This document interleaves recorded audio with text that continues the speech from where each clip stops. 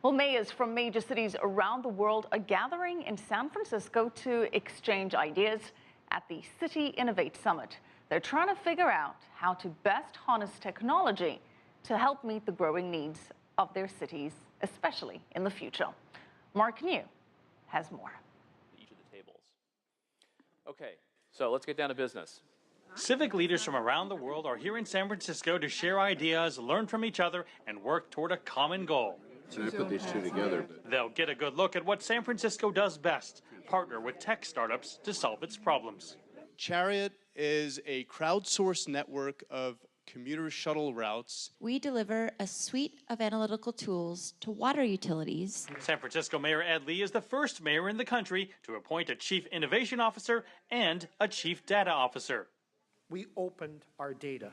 The first major city in the United States to do so, and we found that that was an invitation to developers, to social entrepreneurs and companies to build on the city as a platform. One example is called rapid prototyping, which recently took place on the city's main thoroughfare, Market Street. With the city, community, and private groups collaborating through social media, 50 suggestions from the public were quickly deployed to help determine the boulevard's future design. The mayor of Quezon City hopes he can take some of these ideas back to the Philippines, especially ones using tech to improve access to data. Even if the laws of the land, our country, says that public documents are open to the public, it is really still quite difficult for the public to access this information.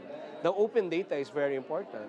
Just across the San Francisco Bay is the city of Oakland, whose new mayor explains how her city is working with Stanford University to analyze data from body cameras worn by police.